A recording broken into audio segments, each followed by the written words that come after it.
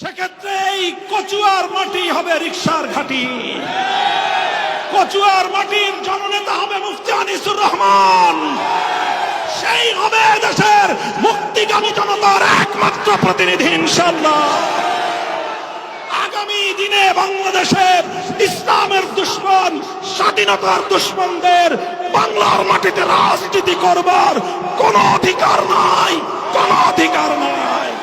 বিগত 15 বছর বাংলাদেশের ক্ষমতার মসনদে বসে আওয়ামী দুঃশাসন ফ্যাসিবাদী সরকার বাংলাদেশ থেকে ইসলাম পন্থাকে নিশ্চিহ্ন করবার হেন কোন ষড়যন্ত্র নেই যেটা তারা করেনি। তারা 2013 সালে শাপলা চত্বরে ঘুমন্ত নবী প্রেমিক ইসলামী জনতাকে পাখির মতো গুলি করে হত্যা করেছে। তারা 2015 এবং 16 সালে গোটা বাংলাদেশ জুড়ে কোরআন প্রেমিক তাওহীদি জনতাকে গুলি করে করে হত্যা করেছে। তারা 2021 সালে নরেন্দ্র মোদীর বিরুদ্ধে আন্দোলন করবার অপরাধে হেফাজতে ইসলাম তথা আলেম সমাজকে নির্মমভাবে গুলি করে হত্যা করেছে।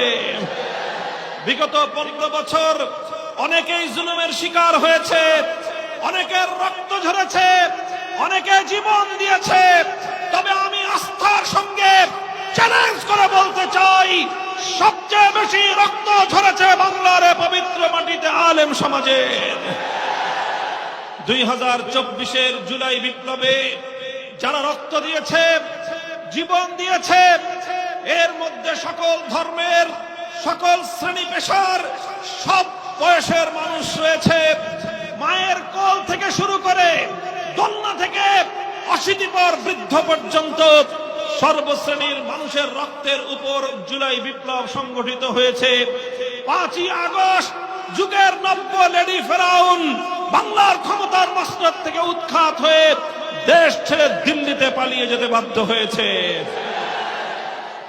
শেখ হাসিনা এবং তার দোসরেরা চেয়েছিল বাংলাদেশকে একটি ব্যর্থ রাষ্ট্রে পরিণত করবার জন্য, বাংলাদেশটাকে তলাবিহীন ঝুড়িতে পরিণত করে বাংলাদেশের গুরুত্বপূর্ণ প্রতিটি সেক্টরকে ভারতের হাতে তুলে দিয়ে বাংলাদেশকে কার্যত ভারতের অঙ্গরাজ্যে পরিণত করবার পায়তারা চালিয়েছিল। সেই শেখ হাসিনার ষড়যন্ত্রের বিরুদ্ধে রাজপথে একটি আন্দোলন গড়ে উঠেছিল, সমন্বয় গড়ে উঠেছিল। সর্বদলীয় সেই সংগ্রামে এদেশের আলেম সমাজ, এদেশের ইসলামপন্থীদের অনেক ত্যাগ আর কোরবানির নজরানা পেশ করতে হয়েছে।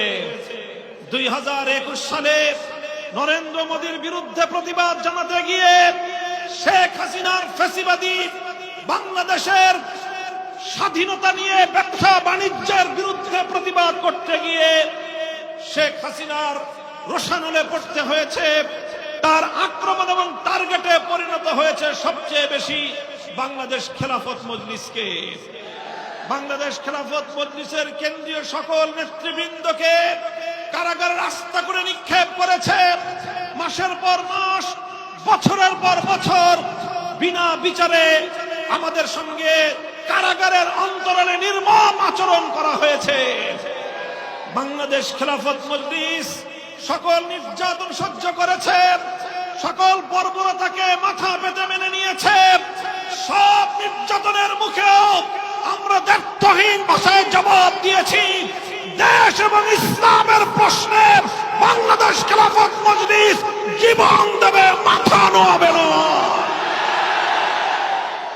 সংগ্রামী সাথী ও বন্ধুগণ, এভাবেই 2009 সালের পিলখানার ট্র্যাজেডি থেকে শুরু করে 2024-এর জুলাই বিপ্লব পর্যন্ত অসংখ্য অগণিত মায়ের বুক খালি হয়ে, অসংখ্য অগণিত পিতা সন্তান হারা হয়ে, অসংখ্য গুম খুন আর হত্যাকাণ্ডের মধ্য দিয়ে ভয়াল এক মৃত্যুপুরী বাংলাদেশ 2024-এর 5ই আগস্ট শেখ হাসিনাকে উৎখাত করে এক নতুন স্বাধীনতা অর্জন করেছে। আজ জুলাই বিপ্লবের অনেক স্টেক হোল্ডাররা মাথা উঁচু করে কথা বলে।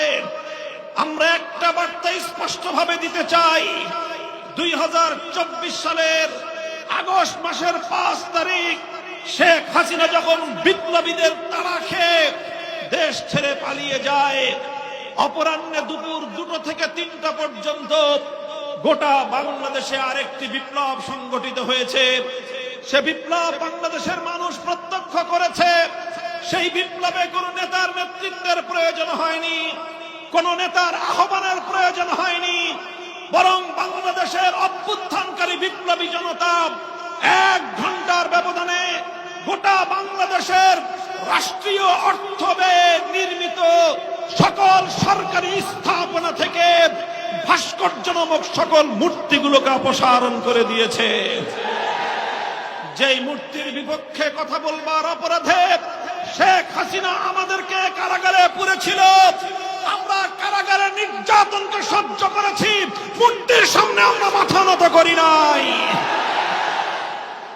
আমরা আজ এই মুক্ত স্বাধীন বাংলার মাটিতে স্পষ্ট ভাষায় বলতে চাই, অন্যান্য ধর্মাবলম্বীরা নিজ নিজ ধর্মীয় স্বাধীনতা পালন করবে, তারা নিজ নিজ জায়গায় সম্পূর্ণ স্বাধীনভাবে ধর্ম পালন করবার অধিকার প্রাপ্ত হবে। আমরা রাত জেগে পাহারা দিয়ে প্রতিটি সংখ্যালঘু অমুসলিমের ধর্মীয় নিরাপত্তা, জানমাল, ইজ্জত আবরুর নিরাপত্তা নিশ্চিত করবার ওয়াদা করছি জাতির সঙ্গে। আমরা 5ই আগস্টের পর এদেশের আলেম সমাজ, এদেশের ইসলামী সংগঠনের নেতা কর্মীরা হিন্দুদের মন্দিরে পাহারাদারি করেছে, বৌদ্ধদের প্যাগোডাগুলোকে নিরাপত্তা দিয়েছে, তারা খ্রিস্টানদের গির্জাগুলোতে নিরাপত্তা দিয়েছে। কোন সাবোটাজ এবং আত্মঘাতী কোন কার্যক্রম কাউকে পরিচালনা করতে দেয়নি। সেই জায়গা থেকে বলছি, হিন্দুরা তাদের মন্দিরে মূর্তি বানাবে, মূর্তির পূজা করবে, সেটা তাদের ধর্মীয় আচার অনুষ্ঠান, কিন্তু মুসলিম জনপদে রাষ্ট্রীয় অর্থ ব্যয়ে আর কোন মূর্তি কালচার বাস্তবায়িত হতে দেওয়া হবে না ইনশাআল্লাহ। সংগ্রামী সাথী ও বন্ধুগণ, আমি আপনাদেরকে একটা কথা বলতে চাই, মনে রাখবেন, রক্তের সাগর পেরিয়ে যেই স্বাধীনতা আমরা অর্জন করেছি, হাজার হাজার আত্মত্যাগী যুবক সন্তানদের শাহাদাতের রক্তের উপর বর্তমান বাংলাদেশের নতুন স্বাধীনতা স্থাপিত হয়েছে।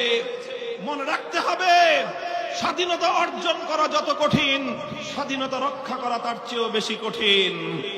ইতিপূর্বে আমরা দেখেছি 1971 সালে 1 সাগর রক্ত পাড়ি দিয়ে 9 মাসের মহান মুক্তি সংগ্রামের মধ্য দিয়ে বাংলাদেশ স্বাধীনতা অর্জন করেছিল, কিন্তু দুর্ভাগ্যজনকভাবে স্বাধীনতা অর্জন করার কিছুদিনের মধ্যেই পার্শ্ববর্তী একটি আধিপত্যবাদী রাষ্ট্র বাংলাদেশের স্বাধীনতাকে ছিনতাই করে নিয়ে গিয়েছে। বাংলাদেশের স্বাধীনতা যুদ্ধের 9 মাস স্বাধীনতা যুদ্ধ পূর্ববর্তী 24 বছরে কোনদিন বাংলাদেশের মানুষ ধর্মনিরপেক্ষতার কোনো কথা শুনেনি, অথচ স্বাধীনতার পরবর্তী কয়েক মাসের মাথায় 1972 সালে আরেকটি দেশের সংবিধানের মূলনীতিকে বাংলাদেশের সংবিধানের মূলনীতি সাব্যস্ত করার মধ্য দিয়ে বাংলাদেশকে ভারত মাতার চরণতলে বলি দেওয়া হয়েছে। বাংলাদেশের ধর্মনিরপেক্ষতা আমদানি করে এই আওয়ামী লীগ বাংলাদেশের মুক্তিযুদ্ধের ইতিহাসকে কলঙ্কিত করেছে।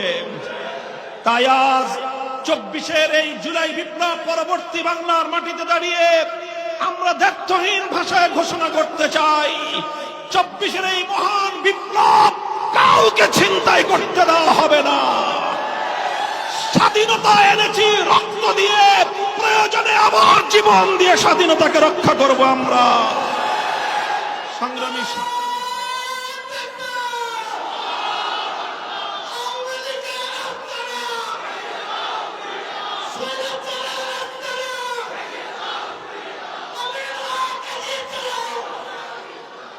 সংগ্রামী সাথী ও বন্ধুগণ, তাই আমরা দ্ব্যর্থহীন ভাষায় বলতে চাই, বিগত 15 বছর শেখ হাসিনা বাংলাদেশের রাষ্ট্র ব্যবস্থা এবং রাজনীতি থেকে ইসলাম এবং ইসলাম পন্থাকে মাইনাস করবার চেষ্টা করে শেখ হাসিনা নিজেই মাইনাস হয়ে গিয়েছে।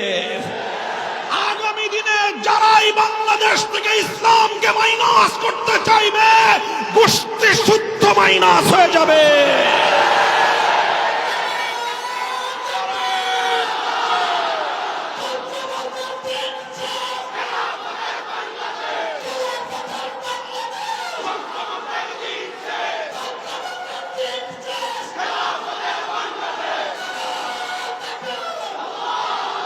সংগ্রামী সাথী ও বন্ধুগণ, এদেশের ইসলামপন্থী জনতা, এদেশের আলেম সমাজ আজ ইতিহাসের এমন এক বাঁকে এসে দাঁড়িয়েছে, ইতিহাসের এক ঐতিহাসিক এক গুরুত্বপূর্ণ অবস্থানে এসে আমরা দাঁড়িয়েছি।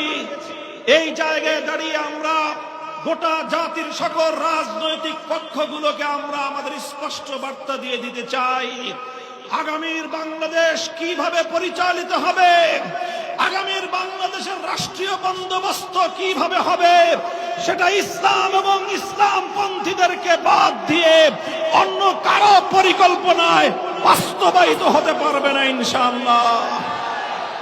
বাংলাদেশ খেলাফত মজলিস তাই উদাত্ত আহ্বান জানিয়েছে, জুলাই বিপ্লবের সকল অংশীজন ঐক্যবদ্ধভাবে আগামী দিনে ফ্যাসিবাদের মোকাবেলায় ঐক্যবদ্ধ রাজনৈতিক বন্দোবস্ত গড়ে তুলতে হবে।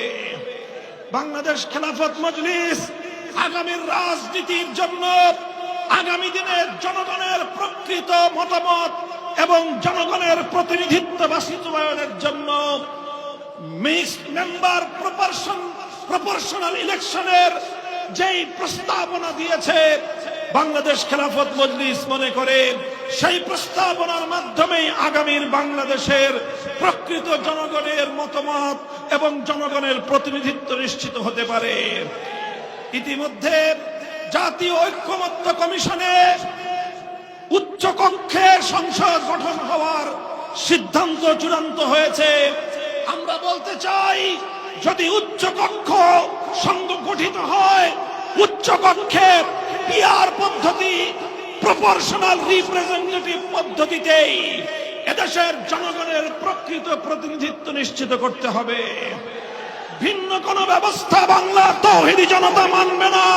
এদেশের শান্তিকামী প্রকৃত মেহনতি মানুষ অন্য কোন ব্যবস্থা মানবে না। সংগ্রামী সাথী ও বন্ধুগণ, বাংলাদেশ খেলাফত মজলিস টেকনাফ থেকে তেতুলিয়া গোটা বাংলাদেশের ৩০০ আসনে রিকশা মার্কা নিয়ে এদেশের ইসলামপন্থীদের স্বাধীনতার পক্ষের মেহনতি মানুষের মুক্তির প্রতীক রিকশা নিয়ে আগামী নির্বাচনে প্রতিদ্বন্দ্বিতার প্রস্তুতি গ্রহণ করেছে। আমি আপনাদের কাছে জিজ্ঞাসা করতে চাই, আপনারা এদেশে অনেক রঙের রাজনীতি দেখেছেন।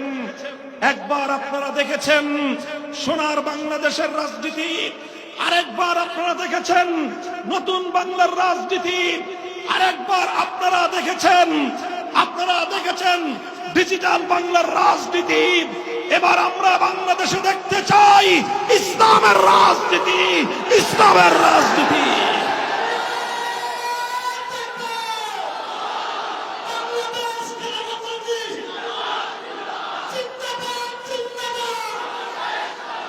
সংগ্রামী সাথী ও বন্ধুগণ, সংগ্রামী সাথী ও বন্ধুগণ, আপনারা মনে রাখবেন, জুলাইয়ের ঐতিহাসিক বিপ্লবে সহস্র তাজা প্রাণ বিসর্জন গিয়েছে একটি জুলুম আর বৈষম্যহীন একটি রাষ্ট্র এবং সমাজ গড়বার জন্য। কথা বলেন ঠিক কিনা? হে বাংলার তাওহীদি জনতা, হে বাংলার বঞ্চিত আপামর জনতা, আমি তোমাদেরকে আল্লাহ রাব্বুল আলামিনকে সাক্ষী রেখে তোমাদেরকে বলতে চাই, মনে রেখো, চূড়ান্ত বৈষম্যহীন সমাজ যদি গড়তে চাও, মানব রচিত তন্ত্রমন্ত্র দিয়ে সম্ভব নয়। আল্লাহর জমিনে আল্লাহ প্রদত্ত রাজনৈতিক বন্দোবস্ত, খেলাফতের ব্যবস্থা ছাড়া চূড়ান্ত বৈষম্যহীন সমাজ গড়া সম্ভব নয়। তাই আমি বলতে চাই, আগামীর বাংলাদেশ হবে খেলাফতের বাংলাদেশ। আপনারা খেলাফতের প্রতীক হিসেবে রিকশা প্রতীক আমি আপনাদের জননন্দিত নেতা মুফতি আনিসুর রহমান কাসেমীর হাতে তুলে দিলাম। আপনারা এই রিকশা প্রতীককে বিজয়ী করে আপনাদের প্রকৃত প্রতিনিধিত্ব জাতীয় সংসদে নিশ্চিত করবার জন্য যার যা আছে তাই নিয়ে আপনারা মাঠে নামবেন তো ইনশাআল্লাহ।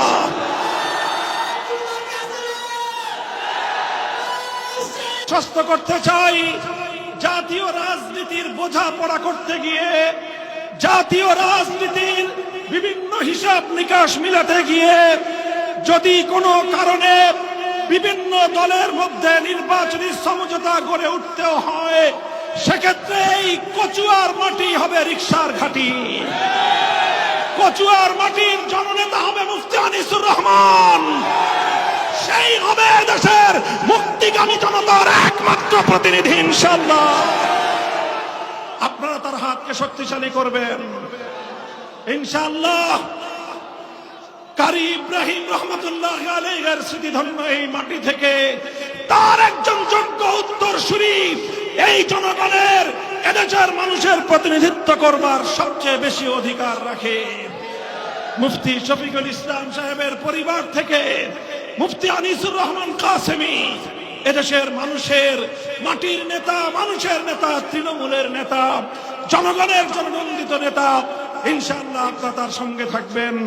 আল্লাহ পাক আপনাদেরকে কবুল করুন এবং আল্লাহ পাক আল্লাহর এই জমিনকে আল্লাহর বিধান তথা খেলাফত ব্যবস্থার জন্য আল্লাহ কবুল করুন।